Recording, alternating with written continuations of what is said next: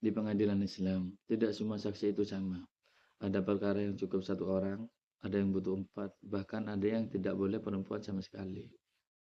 Bismillahirrahmanirrahim. Faslun wal huququ darbani. Haqqullahi ta'ala wa haqqul adami. Hak-hak itu terbagi menjadi dua, hak Allah Ta'ala dan hak manusia. Fa amma huququl adamiyina fa thalathatu adrabin. Adapun hak-hak manusia, maka terbagi menjadi tiga macam. Darbun la yuqbalu fihi syahidani dzakarani wa huwa ma la yuqsadu minhul malu wa yattali'u alaihi rijalu. Jenis yang tidak diterima padanya dua saksi laki-laki, yaitu perkara yang tidak bertujuan harta namun disaksikan oleh laki-laki. Wa darbun yuqbalu fihi syahidani aw rajulun wa imra'atani aw syahidatani wa yaminul mudda'i wa huwa ma kana al-qasdu minhul mala. Jenis yang diterima padanya dua saksi, atau seorang laki-laki dan dua perempuan, atau dua saksi perempuan yang disertai sumpah penggugat, yaitu perkara yang tujuannya harta. Wa dharbun yuqbalu fihi rajulun wa imra'atani aw arba'u niswatin wa huwa ma la yattali'u alaihi rijalu. Jenis yang diterima padanya seorang laki-laki dan dua perempuan, atau empat perempuan, yaitu perkara yang tidak dapat disaksikan oleh laki-laki. Wa amma huququllahi ta'ala fala tuqbalu fiha an-nisa'u wa hiya thalathatu adrabin. Adapun hak-hak Allah Ta'ala, maka tidak diterima kesaksian perempuan di dalamnya, dan terbagi menjadi tiga macam. Darbun la tuqbalu fihi aqallu min arba'atin wa huwa zina. Jenis yang tidak diterima kurang dari empat saksi, yaitu zina. Wa darbun yuqbalu fihi ithnani wa huwa ma siwa zina minal hududi. Jenis yang diterima dua saksi, yaitu selain zina dari hudud. Wa darbun yuqbalu fihi wahidun wa huwa hilalun ramadhana. Jenis yang diterima satu saksi, yaitu penampakan hilal Ramadan. Wa la tuqbalu syahadatul a'ma illa fi khamsati mawadhi'a. Dan tidak diterima kesaksian orang buta kecuali dalam 5 perkara. Al-mauti wan nasabi wal milkil mutlaqi wat tarjama'i wa ma syahida bihi qabla al-'ama wa 'ala al-madbuti. Kematian, nasab atau keturunan, kepemilikan mutlak, penerjemahan, dan perkara yang ia saksikan sebelum buta dengan ketentuan yang terjaga. Wala tuqbalu syahadatu jarrin li nafsihi naf'an wala dafi'in anha darara.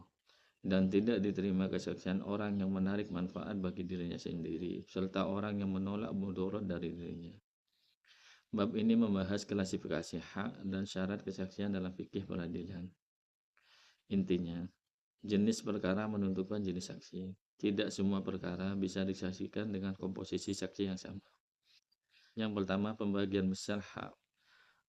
Hak Allah berkaitan dengan kemaslahatan umum dan hudud. Hak manusia berkaitan dengan kepemilikan, harta, dan urusan pribadi. Perbedaannya berpengaruh langsung pada jumlah saksi, jenis saksi, laki-laki atau perempuan. Hak manusia ada tiga jenis. Jenis yang pertama, tidak diterima dua saksi laki-laki, yaitu perkara yang bukan harta tapi disaksikan laki-laki. Contohnya, nikah, talak, dan rujuk. Tidak cukup hanya dua laki-laki menurut insan madhab, tapi ada ketentuan khusus tersendiri. Jenis yang kedua, perkara harta. Diterima dua laki-laki atau satu laki-laki, dan ditambah dua perempuan atau dua perempuan dan sumpah penggugat. Ini berdasarkan Quran Surat Al-Baqarah ayat 282. Jenis yang ketiga, perkara yang tidak dilihat laki-laki. Ini seputar persalinan, keperamanan, cacat tersembunyi pada perempuan.